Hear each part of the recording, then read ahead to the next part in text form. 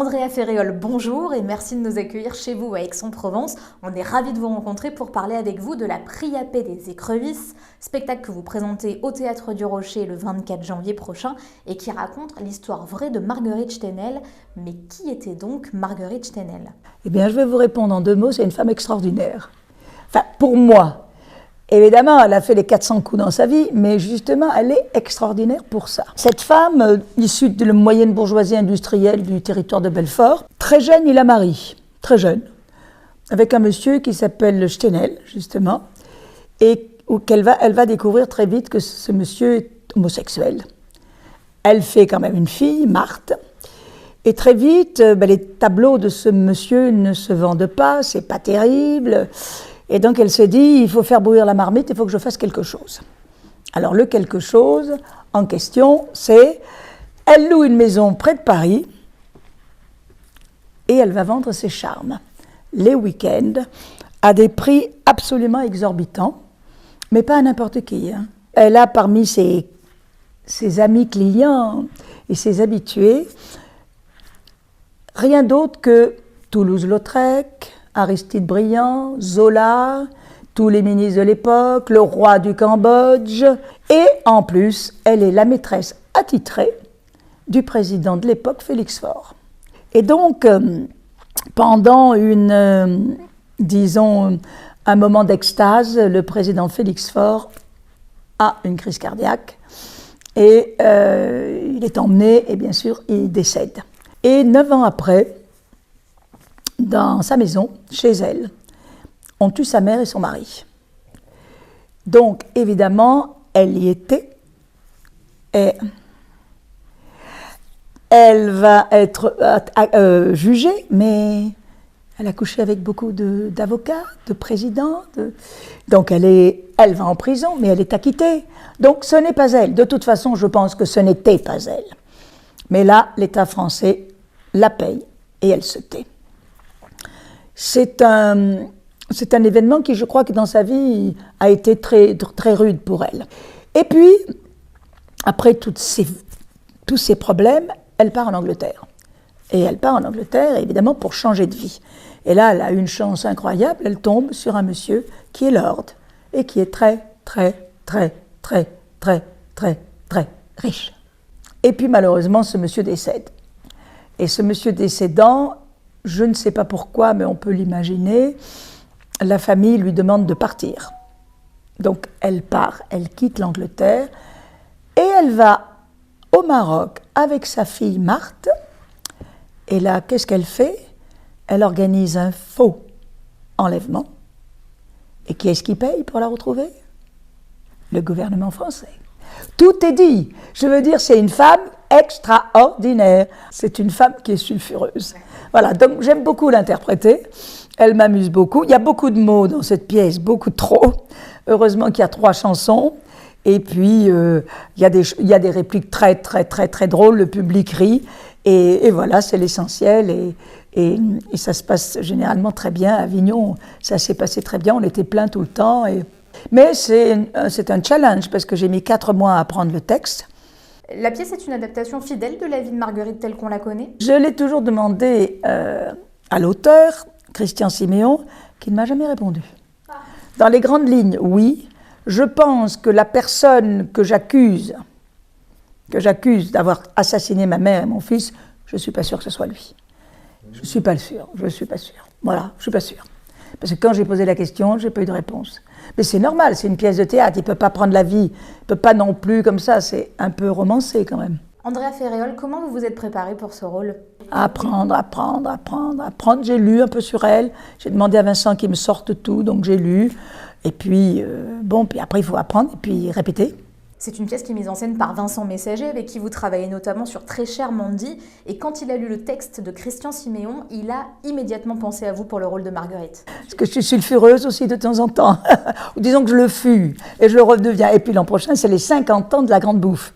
En 2023, 73-2023, donc le distributeur veut faire quelque chose. Quoi, je ne le sais pas, mais il veut faire quelque chose. 50 ans de carrière, c'est extraordinaire. Oui, c'est bien. Et moi, je trouve que je ne travaille pas assez. Alors, vous voyez, j'arrête pas de dire à mon agent, il faudrait que je travaille un peu plus, là. Qu'est-ce qui se passe ? Non, non, moi j'adore travailler. Je trouve que il n'y a rien de mieux, quoi.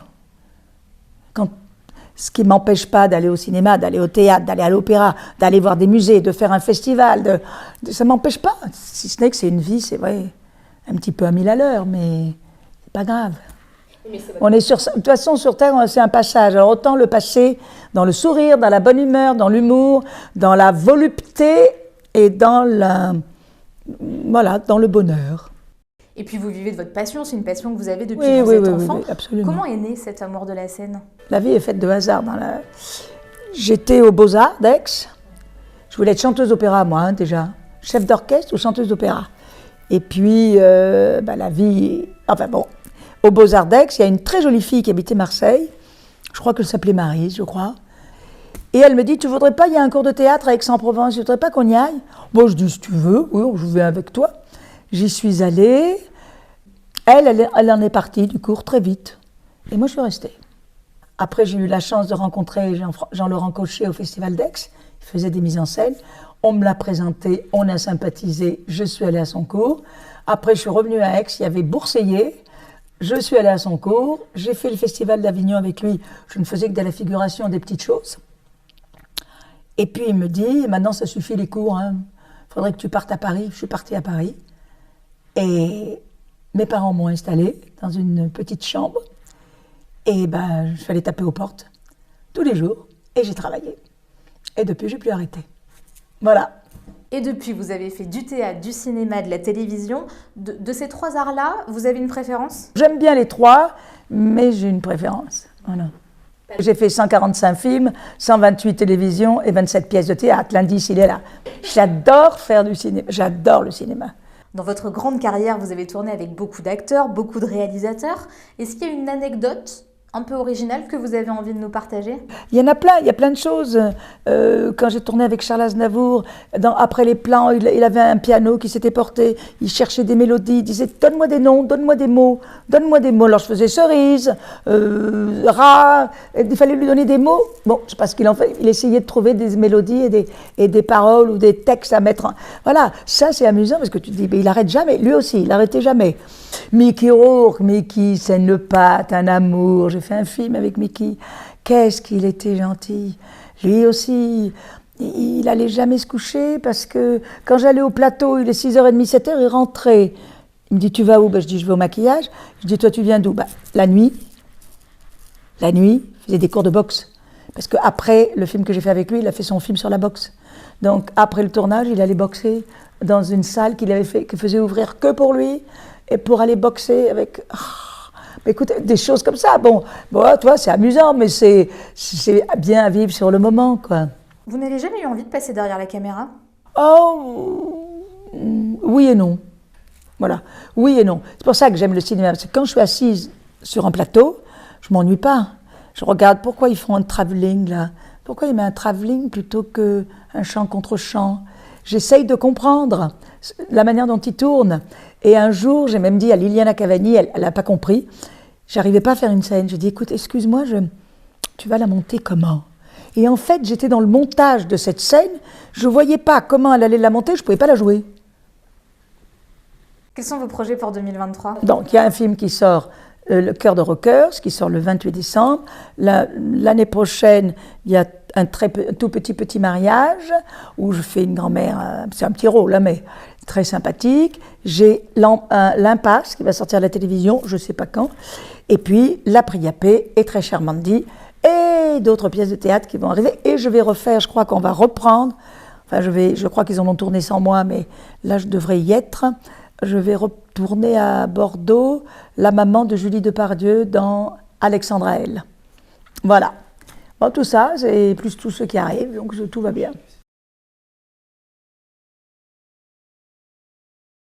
C'est ça, je prépare la 17e édition. En fait, elle est presque prête. J'ai eu une idée d'ouvrir des jardins privés, d'aller chez les gens et de mettre de l'art. Alors j'ai commencé petit et puis petit à petit, ça a grossi, puis de l'art, et puis de la musique, et puis de l'opéra, et puis de la danse, et puis des comédiens.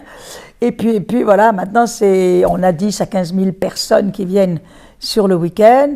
C'est un festival qui est gratuit pour le public.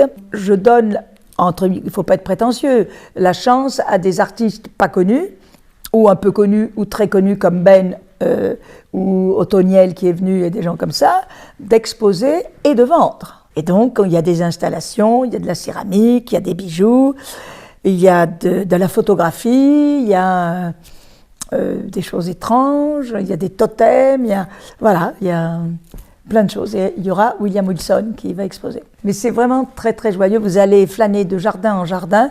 Il y a un programme, vous dites, oh, dans une demi-heure, il y a un tel. Ah, une heure après, il y a un autre tel. Les spectacles sont d'une demi-heure, pas plus, une demi-heure, 35 minutes, pour que les gens aient le temps de se transporter dans d'autres jardins et d'aller entendre, voir, apprécier, applaudir, voilà. Et ça se passe très très bien. Andrea Ferréol, merci beaucoup.